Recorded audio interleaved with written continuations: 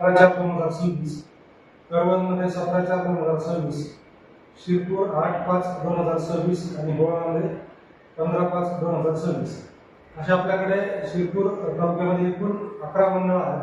11 मंडळांचा आपण माल आपण दाखल देणार आहोत। त्याच्यामध्ये एकूण 15 किंवा 15पेक्षा जास्त सेवांचा आपण लाभ देणार आहोत। त्याच्यामध्ये वेगळ्या प्रलंबित फेरफार आहेत, प्रलंबित फेरफार आपण निकाली करणार आहोत।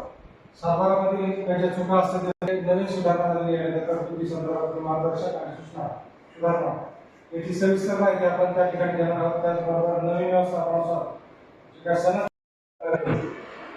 मंडळ निहाय जे काही समाधान शिबिर आपण निश्चित केलेले आहे, त्याच्यामध्ये 18/7/3/2026, पुढीलला 12/3/2026, ठाणे येथे 14/3/2026, जमखेडा येथे 18/3/2026।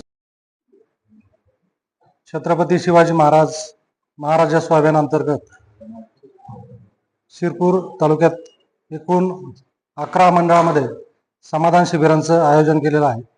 त्याच्यामध्ये मार्चमध्ये आर्थे 7/3/2026, कोडीत येथे 12/3/2026, थायनेर येथे 14/3/2026, जवखेडा येथे 18/3/2026, गिधाडा येथे 24/3/2026 आणि एप्रिल महिन्यामध्ये बोराडी येथे 8/4/2026, सांगवी येथे 10/4/2026, दहिवद येथे 11/4/2026, करवंद येथे 17/4/2026 आणि मे महिन्यामध्ये शिरपूर प्रॉपर शिरपूर येथे 8/5/2026 आणि होळनांद्या येथे 15/5/2026 असं शिरपूर तालुक्यातील एकूण 11 मंडळांमध्ये ह्या समाधान शिबिरांचं आयोजन केलेलं आहे।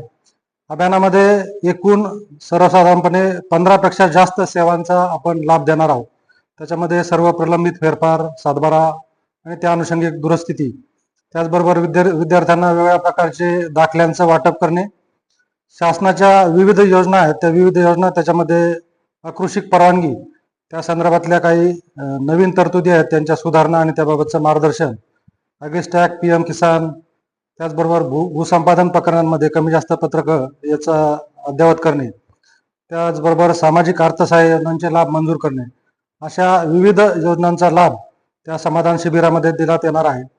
यामध्ये महसूल प्रशासनाबरोबरच इतर सर्व विभाग त्याच्यामध्ये सहभागी होणार आहेत। त्याच्यामध्ये ग्रामविकास विभाग आहे, कृषी विभाग आहे, त्याचबरोबर आरोग्य विभाग आहे आणि शासनाचे सर्व विभाग त्या संबंधित ठिकाणी उपस्थित राहणार।